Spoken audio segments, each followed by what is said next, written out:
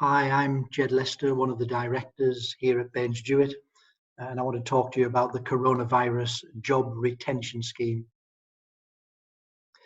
The UK government is taking unprecedented steps to help businesses with their finances during these challenging times and has delivered an economic stimulus package worth many billions of pounds. One of the most significant measures introduced is the coronavirus job retention scheme, which promises to support employees who are furloughed by paying a proportion of their wages, thereby freeing up money for businesses to help them with their cash flow. There is still a lot of confusion and uncertainty around this new scheme, and so to help you get to grips with this landmark announcement, we have decided to answer some of the key queries that we have already received.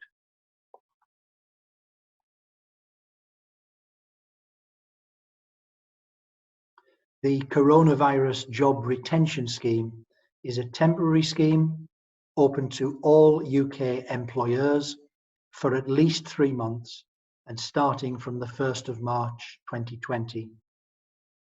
It is designed to support employers whose operations have been severely affected by coronavirus, which is also known as COVID-19. Employers will be able to use a portal to claim for 80% of furloughed employees' usual monthly wage costs, up to £2,500 per month, plus the associated employers' national insurance contributions and the minimum automatic enrolment employer pension contributions based on that wage.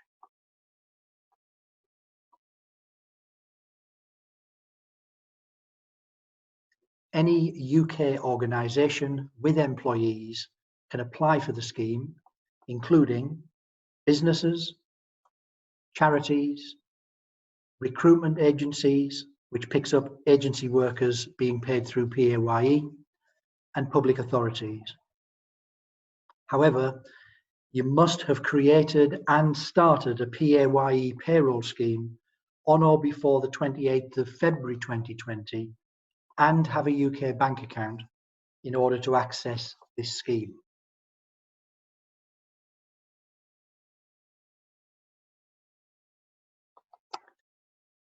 The scheme applies to employees on leave of absence who are referred to as furloughed workers. These are employees who are on the payroll, but who might normally now be laid off or made redundant due to a lack of work. Furloughed employees must have been on your PAYE payroll on the 28th of February 2020, but can be on any type of contract, including full-time employees, part-time employees, employees on agency contracts, and employees on flexible or zero-hour contracts. To be eligible for the subsidy, an employee must not undertake work for or on behalf of the organisation. This includes providing services or generating revenue. However, they can undertake other voluntary work or do training as long as it does not generate income for your business.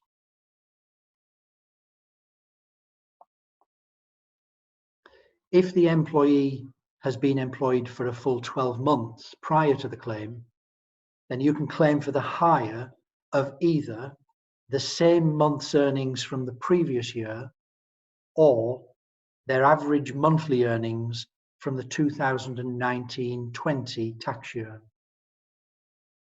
If the employee has been employed for less than a year, you can claim for an average of their monthly earnings since they started work. Those who have only recently started working for you should have their pay calculated on a pro rata basis. As an employer, it is your responsibility to calculate how much of an employee's salary you can claim for, including the amount of employer national insurance contributions and the minimum automatic enrolment employer pension contributions that you are entitled to.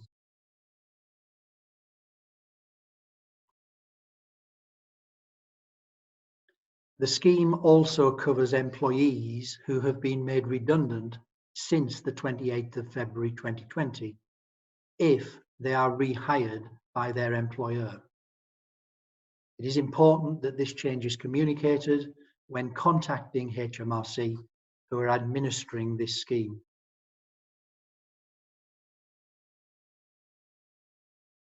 Unfortunately, this scheme does not cover fees, commissions, and bonuses, but employers can continue to pay these items separately if they wish.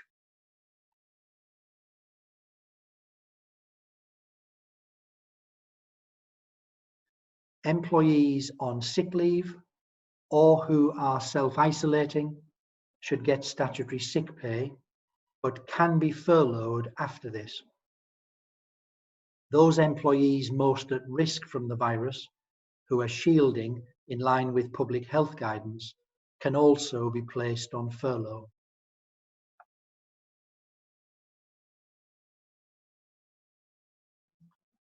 Those who are contractually entitled to enhanced maternity, adoption, or shared parental pay are eligible for the scheme, but not those on statutory maternity pay. They need to be paid in the same way and cannot be additionally furloughed.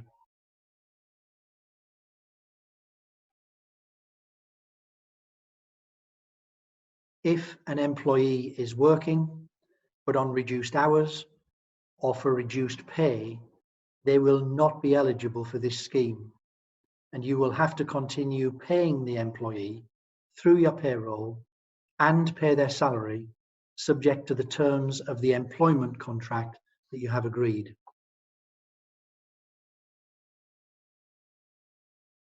Before making a claim, it is important that employers communicate changes to staff. Employers should discuss with their staff and make any changes to the employment contract by agreement. Existing employment law continues to apply and should be considered when changing an employee's status. To be eligible, an employer must write to its employee confirming that they have been furloughed and must keep a record of this communication. Where a business or organisation is furloughing a large workforce, consultation may need to be done on a collective basis. The employer must then submit the following information to HMRC: their PAYE reference number, the number of employees being furloughed, the claim period, that is the start date and the end date, the amount that is being claimed with a minimum length of furloughing of 3 weeks, their bank account number and sort code, their contact name, and their contact telephone number.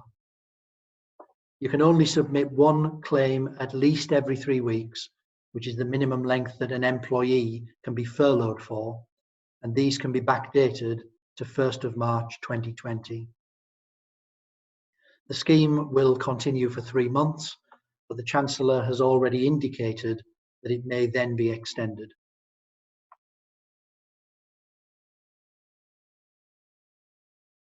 Once HMRC have received your claim and determined that you are eligible for the grant, they will pay it by BACS payment direct to your UK bank account.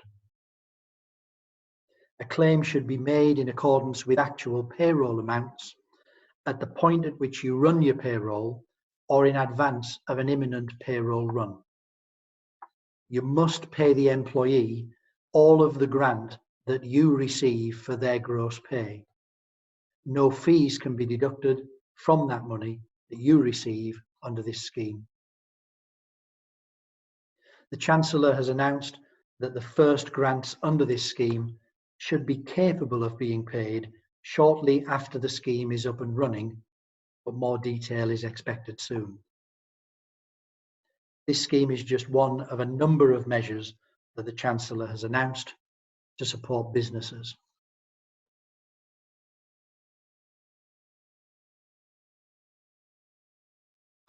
The team here at Baines Jewett is here to help you with the administration of this scheme and to help you collate and submit the records required in order to make a claim. We do understand that certain elements of the scheme are complex and require careful calculations, so please feel free to contact us to see how we can help you and your business.